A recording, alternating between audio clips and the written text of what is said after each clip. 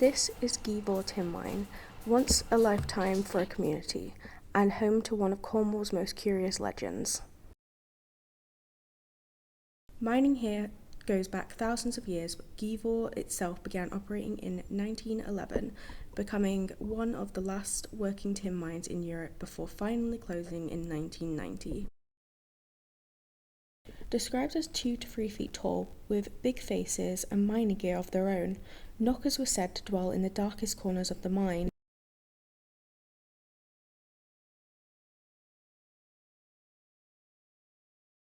Their names come from the knocking sounds they made. Some said it led men to rich ore, others said it warns of danger, of cave-ins or worse.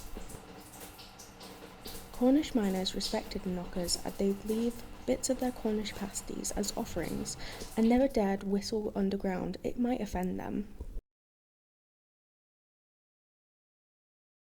Today, Geevor is a museum and heritage centre, presenting not just the machinery and history, but the myths.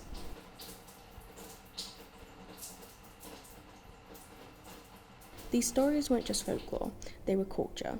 When Cornish miners immigrated to America in the 1800s, they took their tales with them.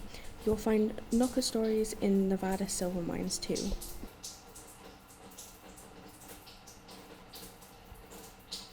Today, walking through Geevor's preserved dry and mill buildings, visitors can see the handwritten notes, lockers and tools left behind by the last miners in 1990.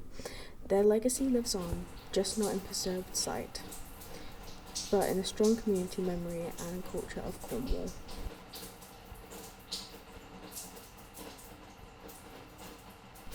Mining here goes back thousands of years, but Geevor itself began operating in 1911, becoming one of the last working tin mines in Europe before finally closing in 1990. When tin prices fell, layoffs were common. Geevor experiences multiple closures and reopenings over the decades due to volatile global tin markets.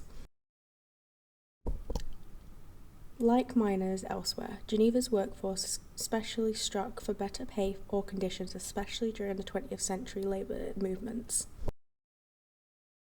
With my experience with the miners at Geevor tin mine, most of them experienced knockers at some points during their journey. They believed that they did help them, but also believed that they were spirits of other miners who had sadly passed away.